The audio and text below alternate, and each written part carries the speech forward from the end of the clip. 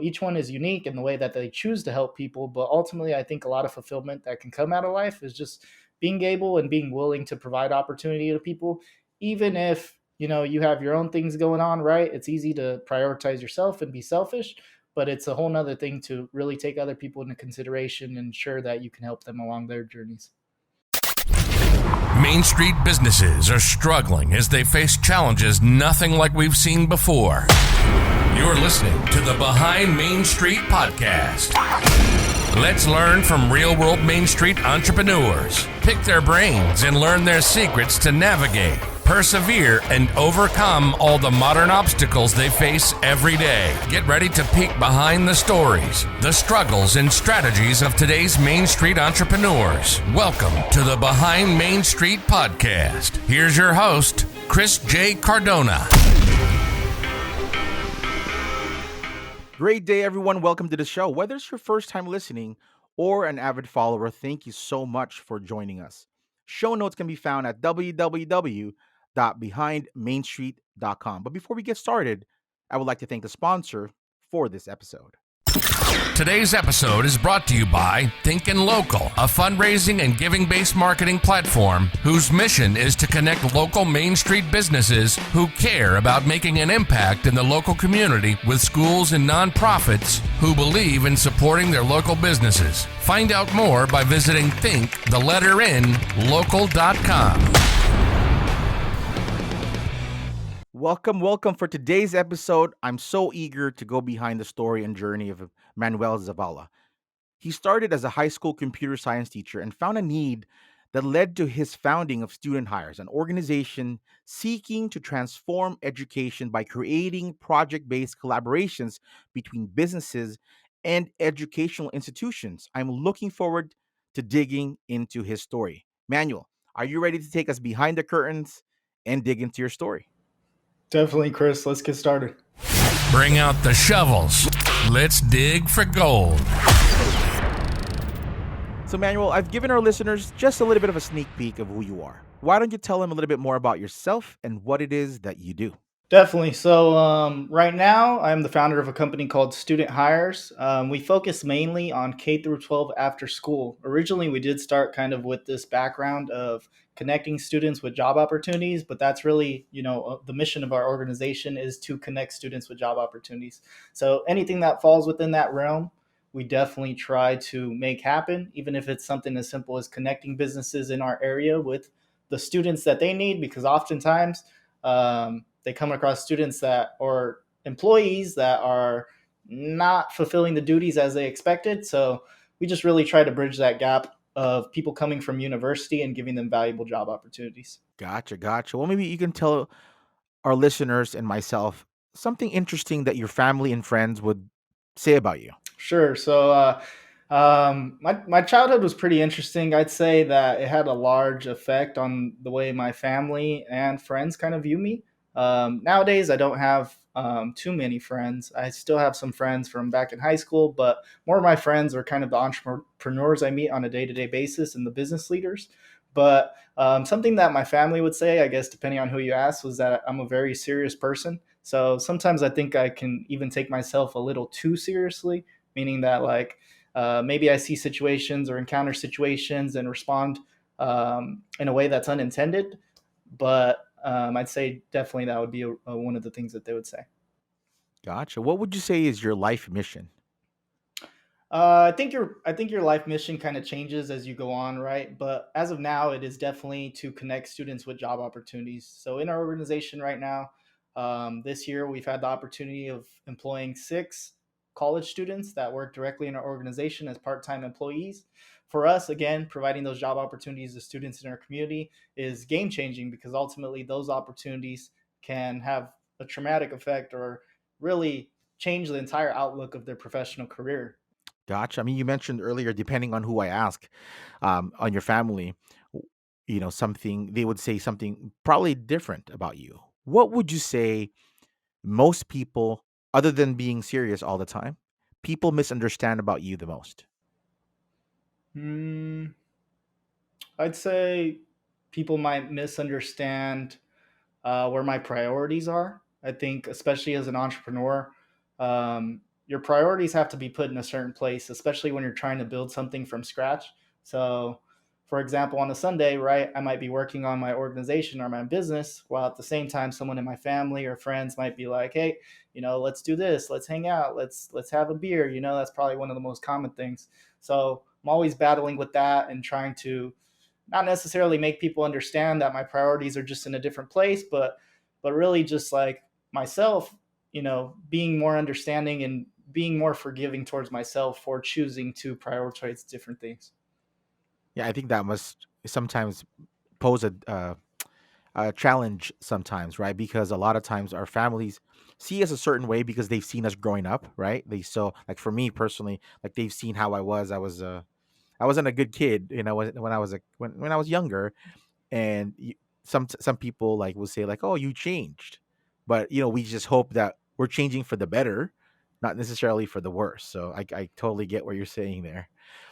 If there was one thing in life that you would say that Manuel values the most, what would that be?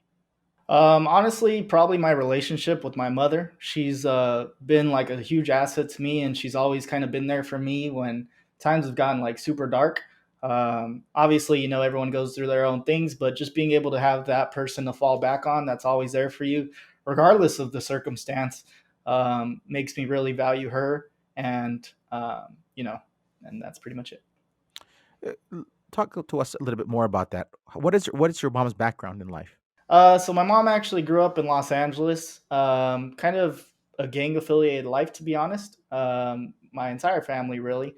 But now she works at Kaiser, so she really always kind of promoted like, hey, do well in school. That was something very big for her. And I remember when she used to like teach me things like in early elementary and just always encouraging me to get good grades. But other than that, me being able to see her and the sacrifices that she was willing to make for her family, honestly, is kind of what started encouraging me to do a little more than the average person, I would say. Gotcha, gotcha. Well, you're trying to do a lot of different things at a young age.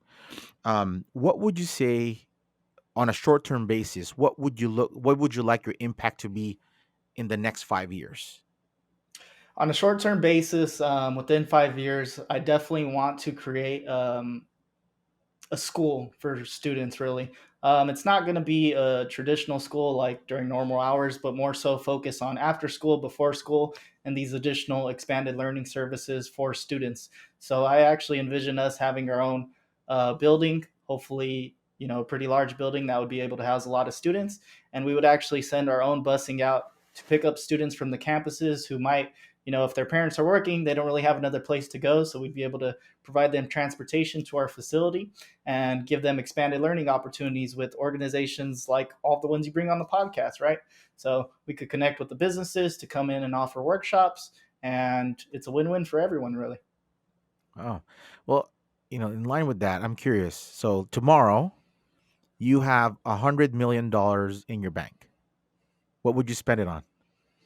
So if I had $100 million, I would definitely start a custom development. So I would get a piece of real estate and start building out this dream facility. I think even in terms of a lot of the schools, middle schools, elementary schools, and high schools that we see, there are clear differences between some of them. Like you might go to LA County and see schools that are in like terrible shape, and really being able to provide a facility that is state of the art and that makes students look at it and be like, wow, I want to be there and I want to learn with these people that are in this building. Yeah, I mean that's interesting that you say that because a lot of times, depending on your background in life, a lot of the kids, right, like for example, here in Chino Hills, they get to see schools that are really really good, right? Like like you can pick and choose what school you go to. It's pretty the school facilities are pretty nice and stuff like that, but there are schools in other school districts that are not the greatest. Some of them are pretty rough depending on the neighborhood that you're in, and you being able to provide an opportunity or an outlet for these kids to be able to kind of see something better, see something um to aspire to, go after their normal school day, is where you could be able to take their hand and really kind of apply things that our traditional school system may not be adapt to kind of providing for them. You're able to do that, so that's an amazing dream to be able to fulfill that for the next generation of our kids. and next generation of Americans. Um, Going back to your life as a child, you said that your mom, is like you said, a big influence in your life. You have a lot of family that grew up in Los Angeles. Maybe rough times, you would say. How was that childhood for you personally growing up? For me personally, I avoided a lot of that, and I think given that my parents came from that background, they kind of taught me to steer clear of the gang influences that were in San Bernardino because I actually grew up in San Bernardino. San Bernardino is honestly kind of similar to LA in my opinion. Like you see a lot of the same things, and you see a lot of students who are, as early as middle school falling into gang habits and getting associated with those circles. So, their influence really was to steer me clear of that stuff and make sure that I was aware of, the land of opportunity that we all have. Wow, so that says a lot of what you're trying to do with student hire. You're trying to, because a lot of times you hear the stories about like coaches, basketball teams, and other things, kind of creating an avenue for kids to stay off the streets and provide them an opportunity to learn a skill, learn a sport, and things of that nature. For you, you're sort of doing this something similar, but more preparing them for the future life. Being able to be provided with career opportunities that they may or may not have thought of as they were maybe growing up in the rough neighborhoods that we have here in San Bernardino. For you personally, growing up in San Bernardino, was school a priority to you? Did you like any particular subjects, or did you have any least favorite subjects for that matter? Yeah, so I guess it depends what time frame of school you're referring to. Elementary school, I think I definitely started off pretty good. Was on top of all my grades. A student pretty much. Always communicating with my teachers and making sure that I actually wanted to learn what was being taught in class. As middle school came along, I think just given the nature of teen development and getting towards that age, I started to lose interest in school. Started failing some classes out of choice, honestly, right? Like I wasn't interested in some of the stuff. I didn't do the work. Maybe I was having too much fun with my friends. And then as we get towards high school, I'd say freshman year started off hot. So I was actually in the honor roll freshman year, like, so that's like the top 10 in the school or something. But as time went on, I kind of fell back into that habit of like, hey, like, what am I necessarily learning in school? Like, how does this calculus, how does this English class play a role like in the rest of my life? And I think because of a lot of the teachers, honestly, and a lot of the people that I was surrounded by, um, honestly, I just didn't take it as seriously as I should have. But I think I still did enough of the work to the point where I could get accepted into a college. Gotcha. I mean, let's talk about that a little bit because I think for me, I felt the same way. When I was young, you get those academic excellence awards and things of that nature, and you're very proud to show your mom, right, or your dad, to get home with this little like Chuck E. Cheese certificate. Like you get I don't know what it was at that. I mean, they still do this today. Chuck E. Cheese is still around. I mean, when I was a kid, Chuck E. Cheese was there. The same thing with you. Um, you're proud of the accomplishments, but what was it? Do you think? Um, was it personal, or was it maybe the schooling, or the structure of schools that sort of paves the way for us to become disinterested in some of the subjects? I mean, you become a high school computer science teacher, so you've seen these things firsthand. Maybe talk to us a little bit more about that. I'm curious because for me personally, I'm not sure why I kind of devolved into not being super interested. Yeah, I'd say honestly, it comes down to the mentors that you have in the schools that you're at. Sometimes those mentors don't make themselves available to the students that truly need it, and usually it's the students who are struggling the most, that are overlooked, that don't have access to these people, or maybe it's because of their mentality at the time that they don't even put themselves in a position to gain access to these people.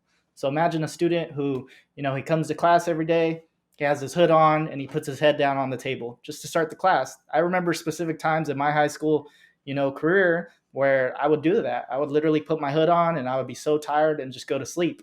And obviously, part of that, is accountability and making sure I go to bed early and things like that. But had there been a teacher who would have been like, hey, like, what's going on? Like, why are you so tired? Or started to inquire about these things, maybe I would have developed some more interest in, pursuing my fullest potential while in school.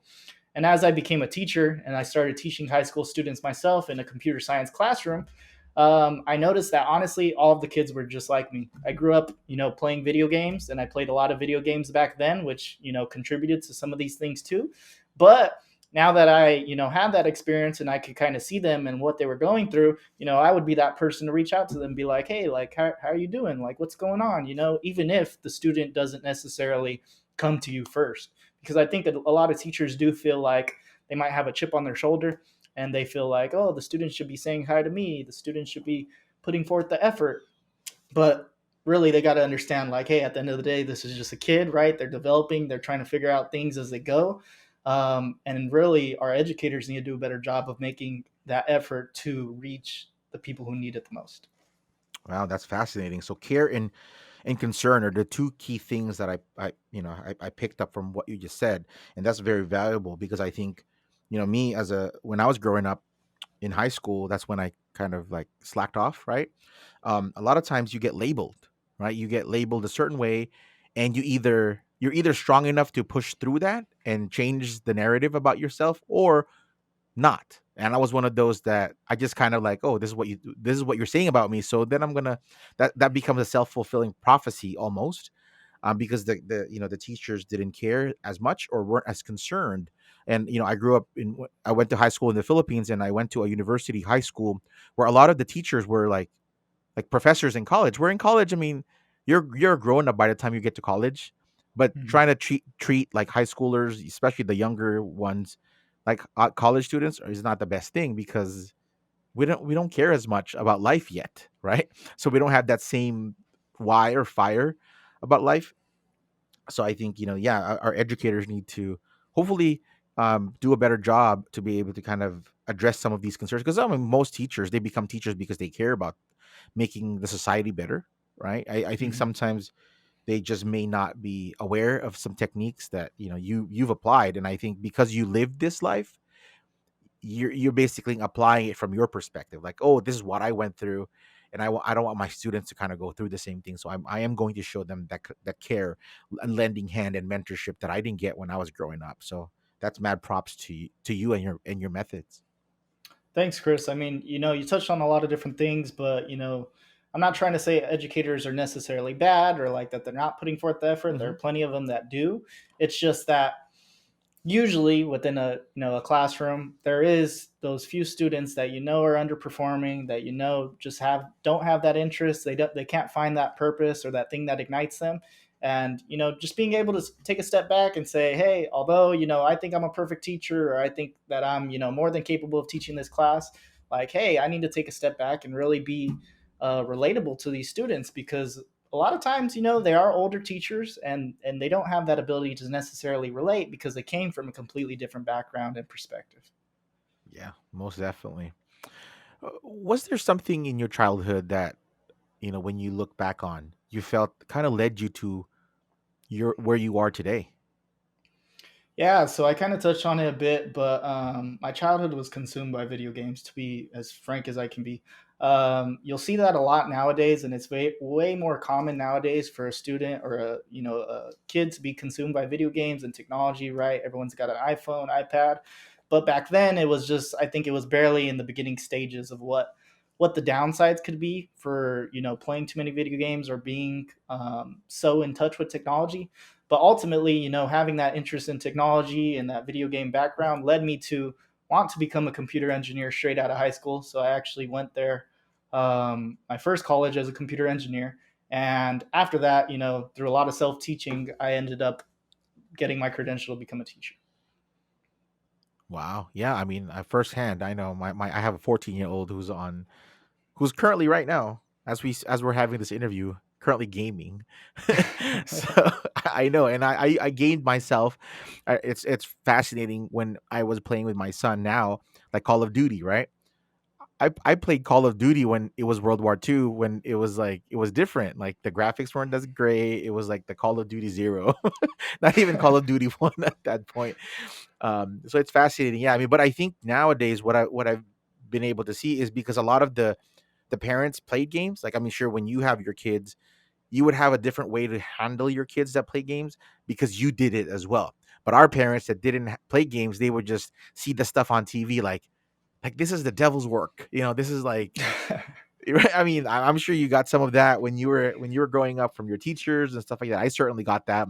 Like the Segas, the Genesis were playing like console games at the time. We didn't really have computer games back then. The only computer game that I played was Doom, which was like we had devils and demons and stuff like that, which sort of lended itself more to being called like the devil's work and things of that nature. Mhm. But you're able to kind of deal with some of these things, the dopamine levels of what's like, people get addicted, like kids, right? Like we as adults get addicted to this from our devices, but our kids don't know how to handle all that adrenaline when they're playing and stuff like that. And they love it because they get like that dopamine. It makes them feel happy and stuff. But yeah, I think being able to recognize that as an adult when you grow up, handling your kids, not easier, but at least you're more aware of how it is. You can kind of relate to them a little bit better, I would say. Exactly. Yeah. Fortunately, my dad did play a bit of games, so he kind of understood it. But I definitely fell into an addiction, and I think plenty of kids are falling towards that direction without realizing it. And it's like you said, they don't even realize the effect that this constant dopamine supply is doing to them. It's preventing them from, pursuing their passion. It's preventing them from even exploring the things that are out there, right? Like when you used to get kids who played on their bikes all the time, now you get kids who are just sitting inside all day, isolating themselves. And I'm sure you can imagine during the pandemic how many of those students were playing video games during that time? How many of those students were playing video games during their class instead of, actually choosing to learn or, even go out and socialize? So the pandemic, I think, worsened the situation. But that's definitely something that I try and recognize is like, hey, and communicate that to my students in the past is like, hey, like, I'm not saying it's horrible to play video games. Like even I still, I make time for video games here. That's a form of stress relief, right? That's a hobby of mine. But at the same time, you need to realize what else it is preventing you from doing, and the effects of it, really. So you were addicted to games, like you mentioned. From your own words, what was that turning point in your life that made you decide, you know what, like not completely shun it, but like, hey, let me take a step back and do something different with my life and kind of proceed with more caution with my gaming addiction, I would say. Well, so I talked about how I started college as a computer engineer. So I Mhm. actually went to Cal Poly San Luis Obispo during my first year of college, and I ended up dropping out of college my about midway through my second year. So during that time, I definitely started to see the impacts of what having this addiction for gaming and always wanting to play games and taking too much time can take away from your studies, right? And as a computer engineer at one of the top engineering schools in California, that workload definitely didn't coincide with what I was doing and the habits that I had developed from years of playing video games and doing things that I shouldn't have been doing. So again, going back to why it's important for students to kind of realize this at an early age is because ultimately, likely, them playing games right now, they don't even notice the effects that it's causing. They don't notice the habits that they are developing that are going to start to show up, once they reach the college level, once they get that first job. So I'd say the turning point was definitely that moment in which I dropped out of college and decided to move back home to San Bernardino. Wow. Wow. So now that we've gotten to know your story a little bit more deeper, are you ready to even go deeper? Yeah. Let's take this conversation behind the alleys and go deeper. What does being a part of the local Main Street entrepreneur world mean to you as of today? For me, it really means giving people a chance and really being willing to collaborate with people. I think the simple fact that you invited me on this podcast with honestly knowing me for a short amount of time shows that you're one of those people who is willing to support people in our community who are, willing to make a change. And I think that's something that's often overlooked, and people usually have a tendency to kind of um, let's just say test people, right? So the first time you meet someone, you're really thinking like, oh, does this person want something from me? Are they just trying to get something out of me? Like, or do they truly want to get to know me and, support the mission that I'm pursuing? So being, a part of the Main Street entrepreneur system, it's really, being willing to meet these people, going out of your way to do so, and also choosing to support them with what they have going on because while we do have our own journeys and our missions that we're contributing to, there's no doubt that you can include other people who share similar interests and are doing things also that you can incorporate into that journey. Absolutely. Well, let's track back. So you dropped out of college, moved back home to San Bernardino, and how was that life like? Going from there to becoming first, you're becoming a teacher, right? Before you became an entrepreneur, you became a teacher first. So tell us a little bit more about that journey. Sure. So, well, when I first dropped out of college, it was about 2015, 2016. So, being that I had been going through all of this stuff, dealing with honestly what I considered depression at the time or depressive symptoms, and kind of playing video games a lot, that kind of environment, I came back home and I had my mom to fall back on, which we kind of touched on, right? So, I had ended up going back to live with my mom. But something at least that was significant for me was just knowing that I can still, take action to better my life. So I didn't let it kind of drown me and say, hey, well, now that I dropped out of college, my life is over. I'm never going to go back to college. I started planning for, what the next step was. So the moment I got home, I was on Craigslist at the time. Craigslist was pretty popular. So I would scroll through the job boards and I found a job. So I actually found a web development position, entry level position at a place right across the street from my mom's house, pretty much. It was down the block. So, a very local organization. At the time, during my last year of Cal Poly, I was studying web development during my own time. So, I didn't get the chance to do it in the coursework. But, in between playing video games, in between having fun, I was learning how to make websites because of my dad, actually. So, my dad had reached out and he was like, hey, can you make me a website for this entrepreneurial thing I'm starting? He was selling Funko Pops. Have you ever heard of those? Those are Yes, the I have. little, yeah, little figurines. So he was one of the Yep. first.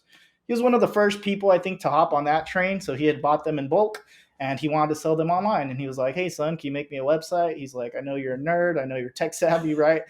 Figure it out." So I did. I figured out how to use a content management system, and I learned the basics of HTML, CSS, and things like that. And little did I know that project would be the only thing that I have to present at that job interview, right? So when I jump into this job interview, they're like, "Hey, like, what have you done?" Like, I'm like, "Well, I'm a student, so I was enrolling in community college at the time, also, and this is all I have." I was like, "I don't know too much, but I'm willing to learn." So, and I made that apparent. And fortunately, her name was Elena.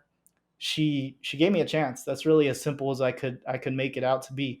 Obviously, it wasn't like a super high paying job. It was an entry level position, but that opportunity that she provided for me was ultimately what shaped me becoming a teacher. Honestly, I think being a web developer for you became your therapy in a way, because when you're trying to code, I mean, firsthand, I have firsthand experience of it. My major being web development. When you're coding, I remember the first thing you try to do is to create like a page that says "Hello World," right? And Mhm. when you're able to do that in different fonts and make it like slide, like I remember back in the day, but this is the early like 2000 2001, when I was first dabbling or first working on a website, 2000 actually. Um, I was trying to build an e-commerce website for my computer business. That was my first official business that I actually registered a sole proprietor name for, which was still under my mom because I was 17 at the time. I couldn't register under my own name, but I remember typing that, and at the time I was gaming as well. But you kind of get lost in the world of creation. That it's like you're Frankenstein almost. You're creating this monster, and then that can do these amazing things. I remember being able to figure out how to mail to accept credit cards, but it was the worst way to do it at that time because I would get the credit card number emailed to me, and then I would that was the worst thing. There's no like security or anything like that. But it was fascinating to be able to accept credit cards online. Not really accept it, process, but I would process it offline with a credit card machine that I got from the bank. But yeah, being able to create something like that, I think probably helped you out in your gaming because it took you away from the dopamine of gaming to the dopamine of creating something and it having direct feedback. Because every time you write code, you see exactly what you create on screen, It's going to interact. Hmm. Whatever it is you're trying to do when you're coding, whether it's you're pseudo coding it in your brain or you're typing it there, like it's gonna do something. Whether it's like change the color of a button, navigate from this page like a hyperlink to that page, as simple as that. It's quite an amazing feeling, which some Yeah, people may not definitely. understand, but it is. I mean, you and I would attest to that. Yeah, that incremental progress, it's like you described, like you get honestly excited when you start to see the progress that you're making towards one of the projects that you're creating. But it's like you said, it really did give me an opportunity outside of gaming and outside of the negative habits that I was developing to do something productive that I didn't even realize was productive at the time, right? I just thought of it as like this nerdy thing, like, hey, I'm doing some more programming. um, but it really was an outlet for my creativity, I think. Definitely. Well, you at this point you've become you got your foray into web development, got into teaching, right? Was entrepreneur on your radar at the time? So yeah, ever since high school, I think after seeing a lot of the things that what my dad was doing, like Mhm. his side hustles that he had going, just selling stuff on the side, the different ways that he was trying to support a family, I always knew that a traditional salary and working under someone wasn't necessarily what I wanted to do. I do recognize the importance, and at the time, I did know that internships would allow me to do a lot of things and learn more skills from these people. But ultimately, I always had the vision of owning my own business. I didn't necessarily know what it was at the time, but it originally started out as a web development agency. So you have some experience in this as well. When the moment that I learned how to make a website, I started thinking, well, now I could probably charge people to do this who don't know how to do it, right? And it doesn't have to be some lofty cost, but that's kind of how it started, was contracting with local employers. And still I had that mission of being able to connect students with job opportunities, so I would actually hire students to kind of help me in some of these different projects. That's fascinating. I think it it sort of your experience are sort of building like your story of where you are today with student hires from the experience that you kind of had, right? You got into outsourcing. For me, when I had my agency, I opened an office in the Philippines, and I think I mentioned to you when we were out the other night, we were doing about 300 websites a month, and the only way we were able to do that is just we had the human beings to actually develop. Well, at the time we didn't have like the Wix or the Squarespace where you could, we I think was WordPress then? No, WordPress was available, but it was more WordPress.com. Blogging was Mm, Blogger.com. That was a thing. Like WordPress as a CMS as it is today, it wasn't like that before. I remember we had like Drupal, yeah, some Drupal. other stuff like that were like the big content management system platforms. But yeah, I mean, being able to do that and just outsource to people, scale. That's what you were trying to do. You were trying to Mhm. scale what you could do with other students that you can help. That sort of boiled into the amazing organization that you already have today. That kind of just ties back into your story. This is back in what, like at this point, what is 2017, 2018? So in 2017, I transferred to UCR. So I was attending community college. Like basically, right when I got home, I attended the local community college, which was Crafton Hills, and I actually transferred to UCR in 2017. So all during this time, I was doing web development on the side. I was doing internships. I was doing anything that I could to honestly learn from people who I knew were smarter than me. Because when I think of myself, I don't necessarily think of myself as um, too smart. Like I'm not like, hey, I don't read things and then understand it the first try. But I know that working through it and really having someone to kind of back me up will allow me to learn it a lot faster. Fascinating. So you said that your dad was a specific entrepreneur influence in your life. So was that from childhood, like when you were really little? He always had these side hustle. What type of side hustles that you saw him kind of get into? Yeah, so my dad, he generally worked full-time jobs throughout my childhood. So I would always see him working. And that was one thing about my dad, is that he didn't attend college. He actually didn't even have a high school degree for a long time. So being able to see him just kind of go through these full-time jobs and promote himself like to supervisor roles. Now he's like a manager of a distribution facility, Ingram Micro, if you're familiar with that. He built himself up. So I think having him as an example of like, hey, skills are something that can be attained and that you can actually kind of grow, was very helpful to me. But in terms of the entrepreneurial stuff, mainly what I was referring to was just all these different things that he was kind of selling on the side. He'd always be coming home with new things, and then he'd be like, "Hey, my sister's name is Regina." He would tell her like, "Hey, go sell this on Craigslist for me, and I'll give you $100 of the profit." Small little things here and there that could kind of get us engaged. Which at the time, I probably didn't even realize the importance of it. But he was showing us like, hey, to be able to make a living, at least in California for sure, you're going to have something on the side of your regular job, especially if you do end up wanting, nicer things. Yeah, that's very fascinating. I know Gary V. You follow him as well.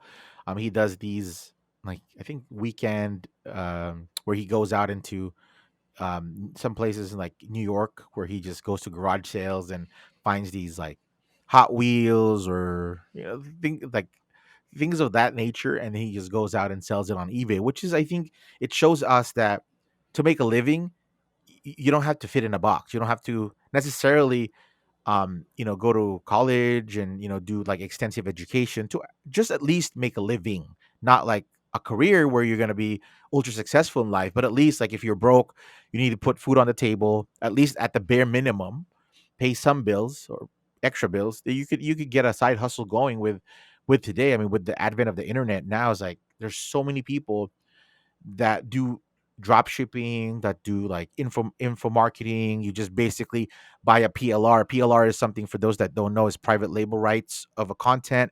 You rewrite a book, and then you sell that as you become an expert in a particular field, and you sell the courses and things of that nature. There's a lot of that out there that maybe some entrepreneurs, or especially some of the older ones, that didn't realize. I think the pandemic opened up, even for my wife, for example. The gig economy was never something that my wife ever considered, right? Because she was always like Mm. the person, either she was a stay-at-home mom, or she was working in the corporate world. So the in between times of doing gig work and freelance and stuff like that was never really on her radar, because she didn't grow up doing that thing. Everybody tells her, like, you got to go to school and do it this way. And I think what your dad enabled you to see was, you saw another side, not just the employment side, which he did very, very well. Ingram Micro is a huge company. They deal with semiconductors, selling chips and things of that nature. I actually dealt with them a lot. They were back in the day. I was a sales person for a semiconductor, like, Japanese manufacturing company, and they were one of our suppliers. We would order chips, like, parts from them, because we would sell to like Northrop Grumman, like the uh, Space government companies. contractors, military Mm. contractors, and stuff. So we would order some of our parts from them, which is, it's crazy. Something super super tiny. It's like $100 for like a little, like a like a little chip. Like, it's fascinating how expensive some of these things are. But that's off tangent. But yeah, going back to what you were saying, like, your dad was able to kind of instill in you and your sister these side hustles that probably led you to what you're able to do today full time. So when was it you finished college? You were a teacher. You were a high school super computer science teacher, right? Mm. What led you then to, like, hey, you know what, I'm going to be an entrepreneur? Like, what was that impetus? Like, what was that moment like? So, well, in 2017, when I transferred UCR, I already talked about how I was kind of in this gig economy environment, Yes. right? I was doing gigs, contracting with businesses, going out of my way to networking events, as a 20-year-old, pretty much, maybe a little ill informed, but, I had the courage to kind of go out, find jobs. And so that was already kind of present while I was attending college. In 2017, while I was searching for another web development contract, I end up going to this job fair in San Bernardino. So my thought process is, hey, I'm going to go to job fair. I'm going to look at the businesses and I'm going to think about the types of marketing services they might need, because a lot of smaller businesses don't have that kind of support.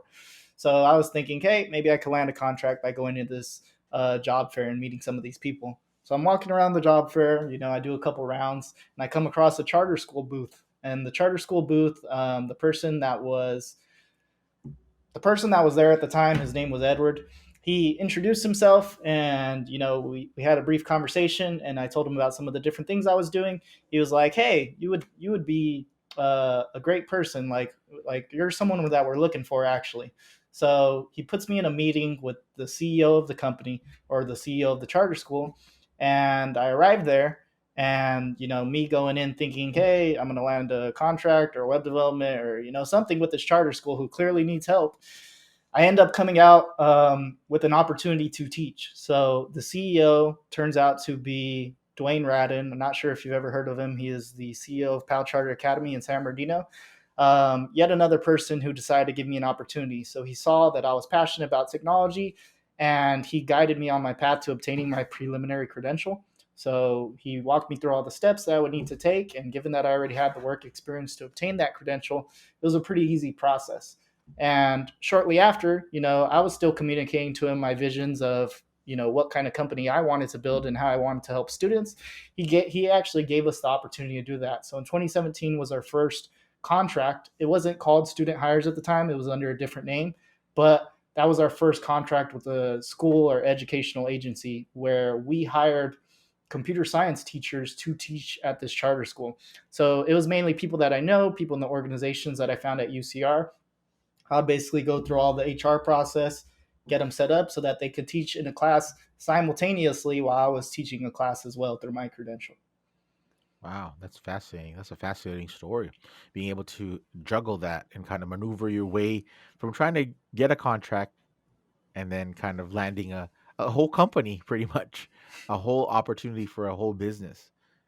So when you so talk to us about, like, okay, today is your first day actually implementing this contract. You got the contract. How was that like? Like, because you're not only responsible now for your own abilities to teach a class to maneuver that, but you're also bringing other people that you may or may not have a lot of knowledge of their background, how good they are in being able to actually deliver on the contract that you just signed. Tell us a little bit about that journey. Yeah, so keep in mind during this whole time, I was attending the University of California, Riverside, trying to finish up my bachelor's degree. So honestly, 2017 to 2019 were that was about the time frames of that contract. I graduated in 2019 also. It was the most stressful time of my life. Uh, there was that contract going on, and people at school, my friends, honestly, my family didn't even know that I was a teacher. And I'm not one to kind of put my business out there and just be like, "Hey guys, like I'm a teacher now." But it was something that I was doing while I was attending college. So basically, I would go into teaching, right? And like you said, it was a new experience for me. I didn't know how to be a teacher.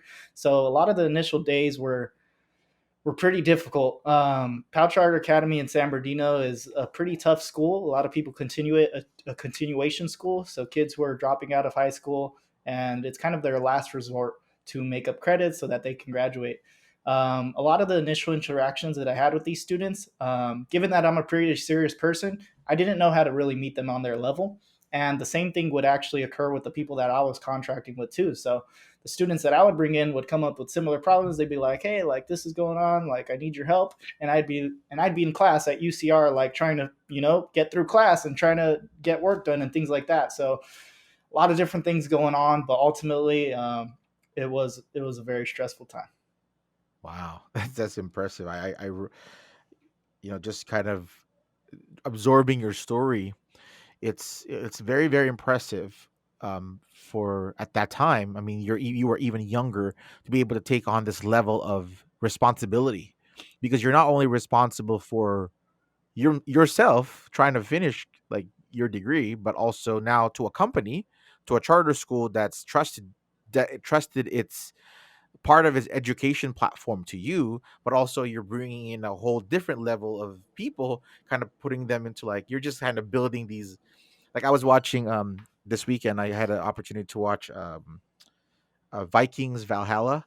Like, this one night, my daughter's sick, so I'm like trying to, like, I didn't want to work. I was just watching TV, and one of the episodes that they have was this king that was describing that her mom was a good cook. Her mom was a good cook because she was, mind you, in Vikings time, she was cooking in the fireplace. She had multiple pots going, and they would all finish at the same time. So when you were telling your story, it's sort of, I mean, not that it's related to cooking, but I'm trying to see, like, for you, this is what you were trying to do. You had multiple pots. You were trying to serve dinner.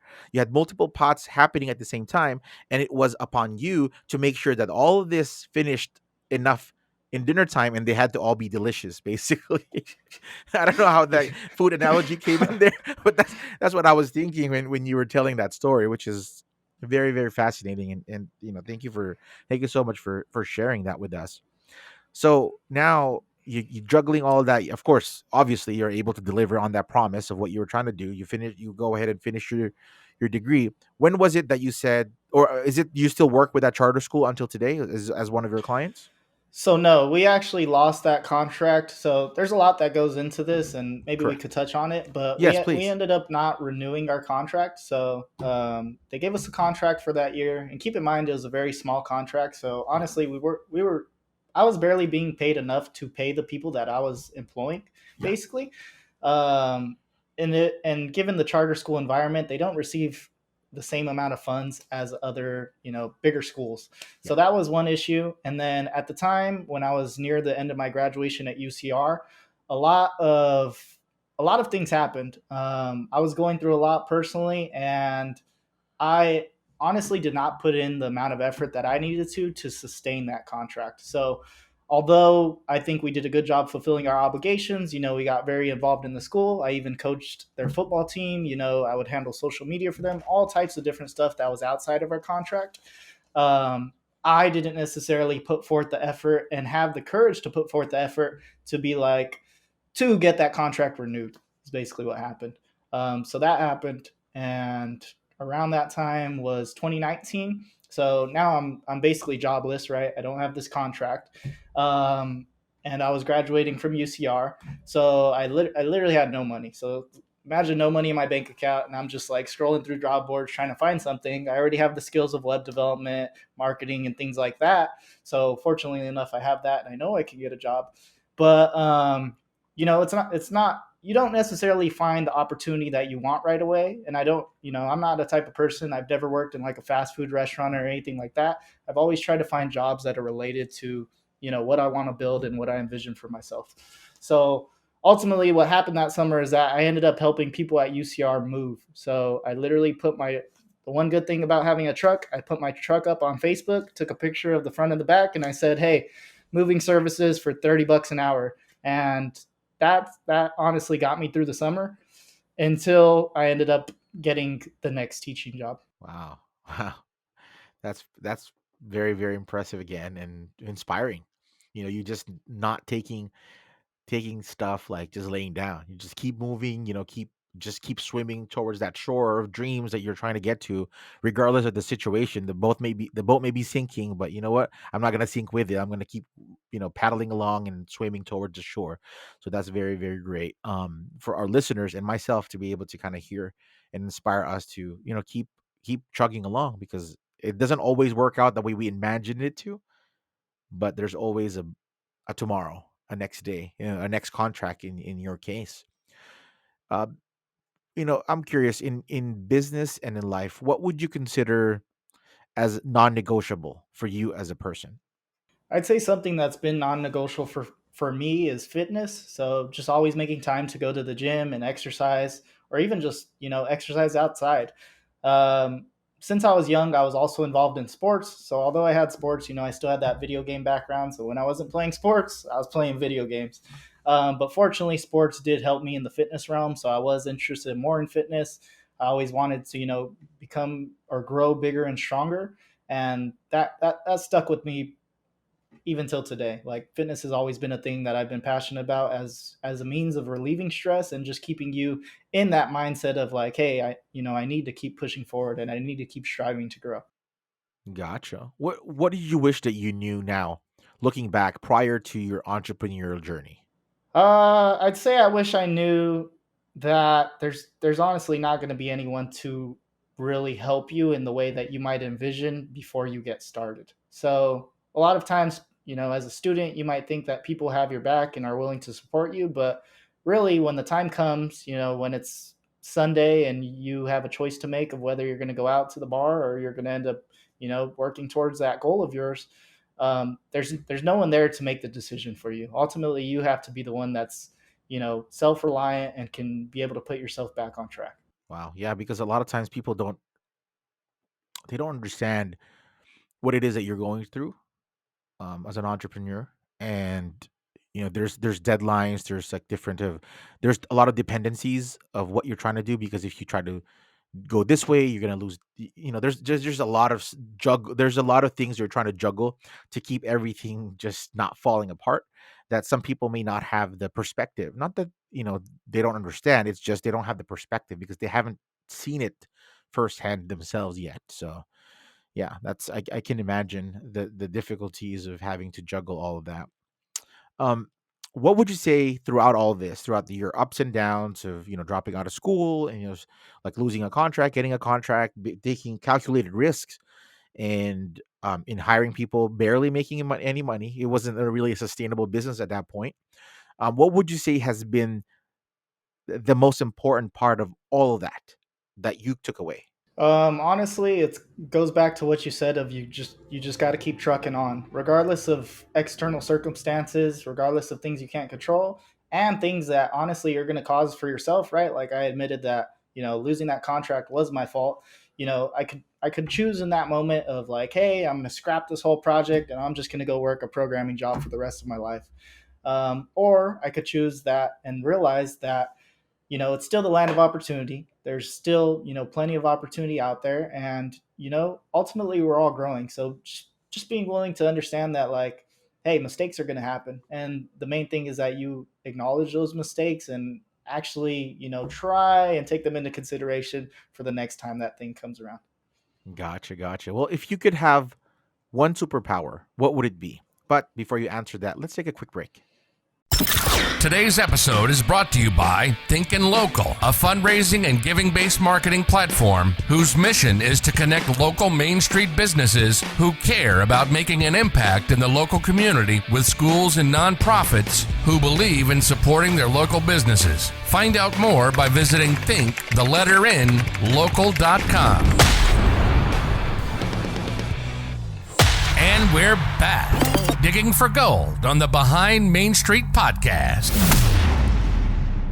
So, Manuel, if you could have one superpower, what would it be? For me, honestly, I'd say I would, as a superpower, I would like to be able to deal with people's emotions and understand really where they're coming from. Kind of has to do with emotional intelligence.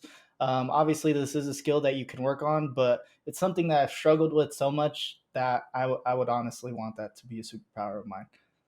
Wow, that's I've never. Yeah, you're like I said, you're like my 20th or 21st interview episode at this point. Yeah, no one has ever. I personally never have considered that. That's like, what is that movie? There's that movie with, I don't know, maybe you're too young, but like Mel Gibson, he can hear like women's thoughts. What women want, I think, is what that's called. But not Hmm. exactly emotion, but he could literally hear their thoughts and be able to kind of maneuver the way he dealt with it, and he became I think he was trying to be creative director for a ad agency or something like that, and so he was competing with a woman, and he got the creative director position because of course he was trying to sell, I think it was like a magazine for women, something like that. But yeah, that would be fascinating if you had emotionally intelligent superpower. That's fascinating. Yeah, I think it would be helpful. Like honestly, for all circumstances, like just being able to read someone's emotions and be able to take an appropriate course of action and understand how what you're doing is making them feel is it could honestly lead to even more opportunity than you imagine. Yeah, you're absolutely right. I mean, that's why for me, I like doing these interviews like on video like this, because doing this on the phone is it would be different. Like just if we were just audio, because you can't feel, I don't know, like even visually, like there's visual cues to body languages that you can't get when you're just on the phone, just voice. So yeah, absolutely. Well, in your opinion, what has been the most crucial personality trait that you feel you had or any entrepreneur needs to have to succeed? Definitely perseverance. So, it's a very common question, especially in the interview. If you can demonstrate perseverance or work towards that, just that bulletproof mindset really is something that will have tremendous results in the outcomes that you produce. It all goes back to the stories that we've already talked about, right? Every step of the journey was something that I was dealing with, and obviously everyone could take it from their own perspective, but choosing to move forward is ultimately what's going to, like you said, end up resulting in the outcome that you want. Fascinating. What would you consider your biggest failure up to this point, and what did that teach you? I'd say one of them would probably be losing that contract. So choosing not, or whatever had happened, to not pursue that contract. And also the way I quit teaching. So I actually quit teaching in October. So pretty recently, about 4 months ago, and I quit pretty abruptly. So it was kind of like a revelation that hit me. Without getting too much into it, ultimately I did leave, I think, on bad terms with the school that I left at. Um, which was due to a lot of different reasons, but ultimately that's something that I wish I could go back and change, is how I ended up leaving that school. Gotcha. Absolutely. Well, I mean that leads to my next question. Maybe that's the answer that you will have. If you could have one mistake over again, what would it be and how would you do things differently? Would it be staying in that school or would you have still left and maybe chose a different time? Like unpack that a little bit for us. Yeah, so it's hard. It's hard to know what the right choice is, but what happened during the time in October, ultimately something that happened that made me really consider what I was doing as a career, which was teaching. I had never envisioned to become a teacher, although I do have a passion for helping students and providing them with opportunities. Teaching from the position of, hey, I got to wake up at 6 a.m. and I got to leave and get home from work by 5 p.m. every day was never something that was in my game plan. So after experiencing that for a couple years at Beaumont High School, is where I taught, it really took a toll on me, and it took a toll on a lot of educators during the pandemic. But ultimately, I think I still would have left at the time, and it was selfish of me to leave mid-year. But I know that had I not left, then what these visions that we've talked about and all these things that I do want to accomplish probably would not have been accomplished, quite frankly, because I could have got stuck in the cycle of teaching and that day to day grind, really. Wow. Thank you for sharing that with us. Now, is there something or someone maybe other than your mom that you turn to when you feel stuck or even your dad? My dad is helpful also, but I'd say something that I always turn into is honestly video games. If I need, stress relief, if there is a lot of things going on, video games and working out for me are, my way of relieving stress and just, taking a break from all of the things that come with the grind of being an entrepreneur. What's your favorite game that you're playing now? Right now, the only game that I play is Valorant. So I used to be Oh, a big League of Legends fan. If you guys play League of Legends, it is the most time-consuming game in the world. Imagine a game takes an hour out of your day, and then if you play multiple games a day, you're taking up quite a bit of time. But now it's Valorant, and that's actually the only game I play. wow, wow. That's my son plays that game, and I always hear him like screaming at his friends, like I don't know what he's saying. He's like whiff there, like I don't understand what he's saying.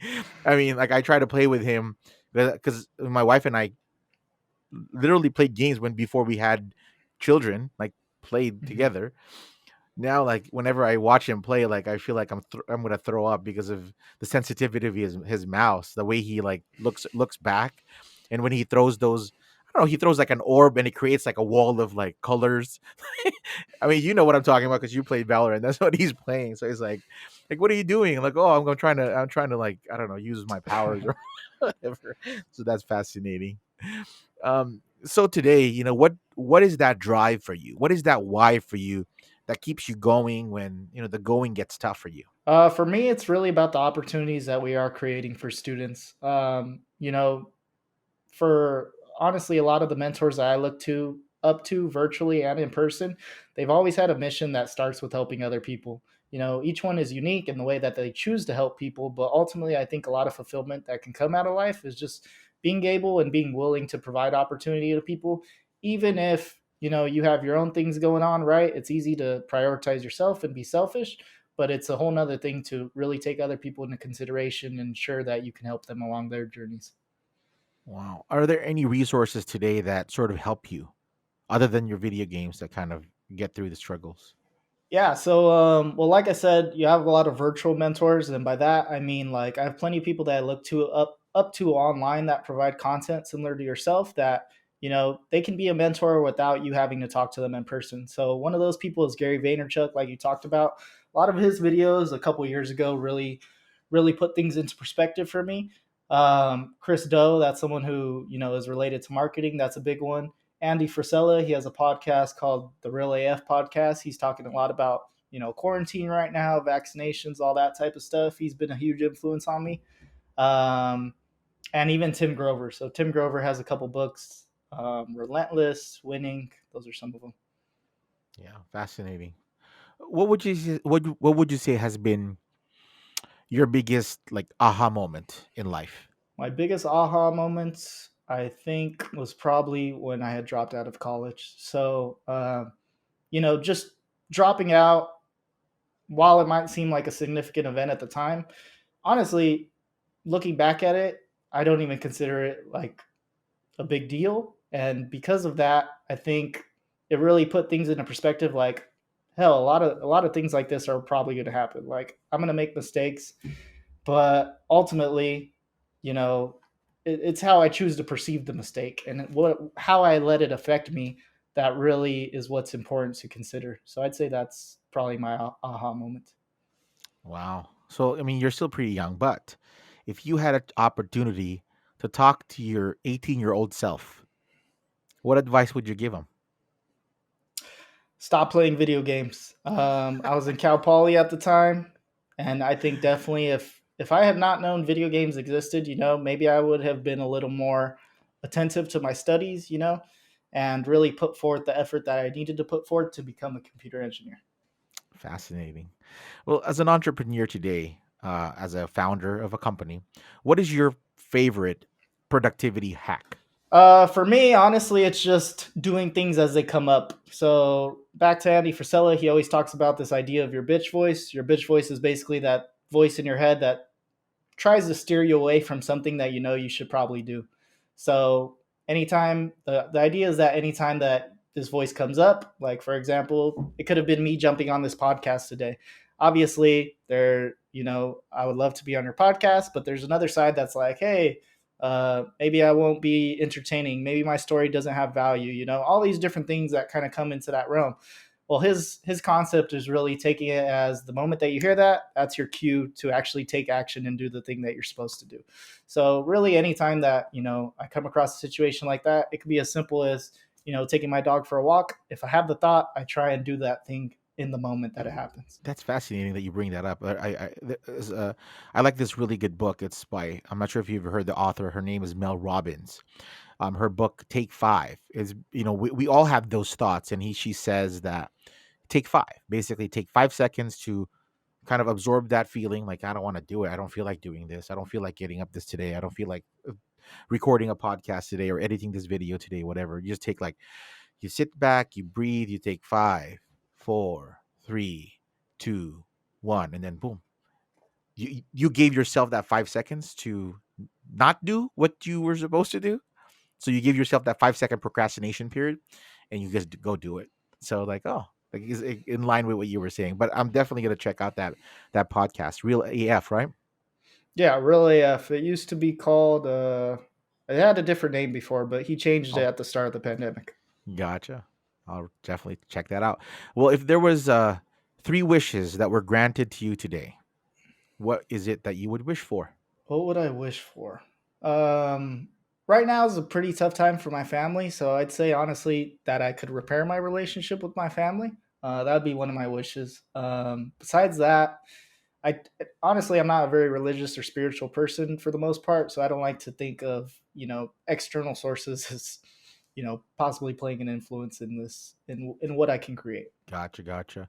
Well, can you recommend three books for our audience that you felt has helped you? Definitely. So, Winning and Relentless by Tim Grover would be two of them, and then another one would be the Dichotomy of Leadership by Jocko. Jocko Willink, yeah, Yeah.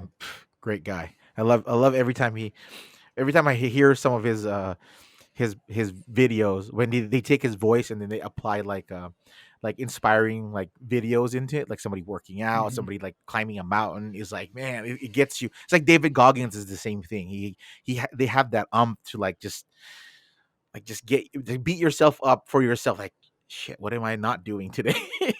He has that for me. I Exactly. mean, he's a Navy SEAL guy, so it's definitely Yeah, has and that Goggins too, credibility. right? Goggins Mhm. was Navy Goggins SEAL. was as well. Yeah, he he Hmm. he considered himself the baddest man on the planet.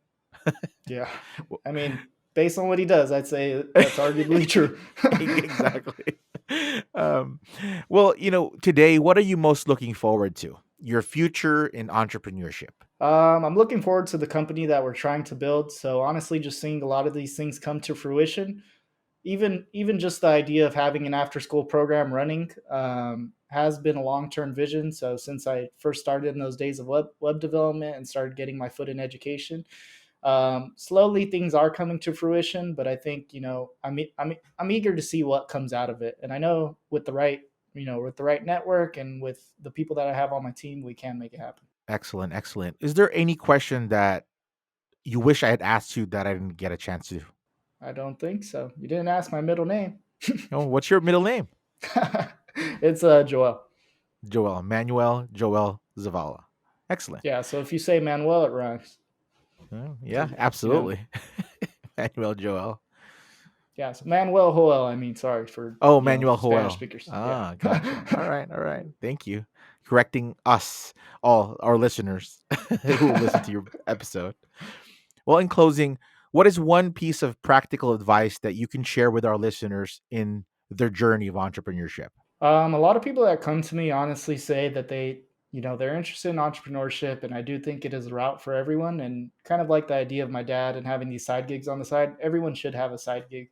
If you don't, chances are you'll say something along the lines of, "Hey, I just don't know what my side gig would be on, or I don't know what my passion is." And for those people, all I could say is just try the thing that first came to your mind. Chances are you had one idea when you were sitting with your friends, when you were sitting with your family, when you were sitting alone in your bed, and you thought, "Hey, what if I started writing a book?" And then going back to that thing we talked about, take 5 seconds, tell that voice in your head to stop talking and go do that thing, because chances are you've already came up with the idea, and you just need to take that first step. Wow, that's fascinating. Thank you so much for that amazing gold nugget and actionable nugget that I and our listeners can use. Where can listeners learn more about you and your business? So you can find me on all platforms by searching my name, and you can also learn more about student hires under the tag student hires and on our website studenthires.com. Wow. Thank you so much, Manuel, for being such a great guest on the show and for giving me and our listeners actionable gold nuggets that we can apply to not only life, but also our business. I want to invite our listeners to please connect with Manuel from Student Hires. I will have his information on the description of this episode. I urge you to also please connect with me if you want to be a guest on this podcast or want to suggest a guest. I also want to urge you to share, subscribe, leave a rating and review. I would very much appreciate your honest feedback, which helps me continually provide impactful content that I hope you will find valuable. And always remember that every day that you face adversity, think of it as an opportunity to find the gold inside you. Until next time, have a successful day, everybody.